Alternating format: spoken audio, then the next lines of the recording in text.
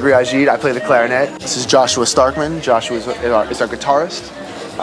Max Baran plays the bass, and we have Alex Joseph Hall on the drums. We also have Mr. Brian Richberg on the drums. They trade off drumming duties.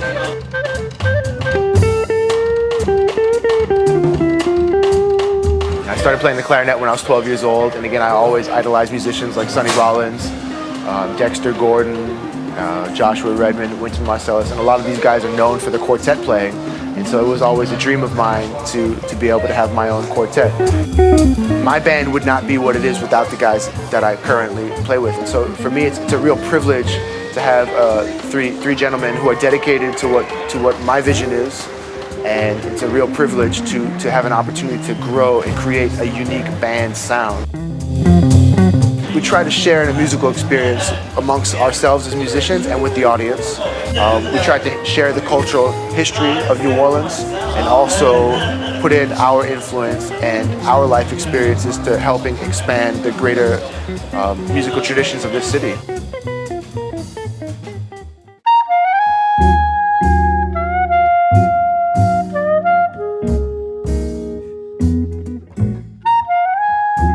So when I hear the clarinet, I imagine like a willow tree, honestly, like the tree of life, or you see one of these giant oak trees in City Park or in Audubon Park, and you just have like the moss hanging down from it.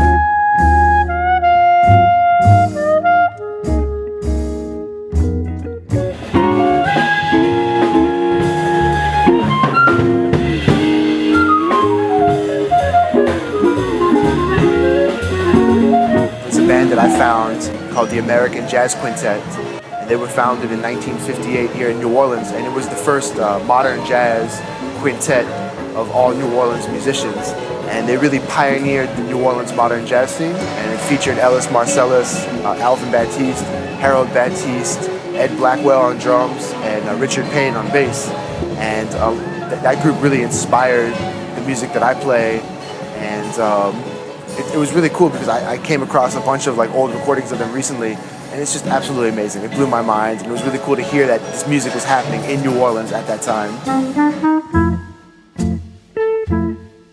3 musical albums that changed my musical life. This is gonna be like so jazz nerdy. One of the 3 albums that changed my life was Sonny Rollins' Saxophone Colossus. I remember driving to school every day and just listening to that record. It would take about the whole record to drive to school. Nicholas Payton, Naked Night is one of my favorite records. Compositionally, I think it's like an amazing compilation of music. He's a true genius, and that record has a lot of melodies that really like resonate with me very strongly. A 3rd record that changed my life.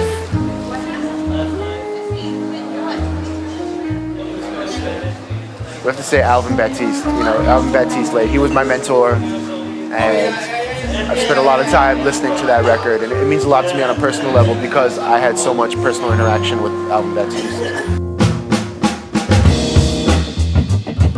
We have some cool things coming up in the future. We have a recording session happening in a couple weeks, and we're going to release a new EP sometime this summer. And there's some potential gigs coming up with traveling maybe to Israel and some other places around the world. But the goal is to keep playing music. It's to keep growing as musicians, and hopefully we'll be able to share that with more people as we get older.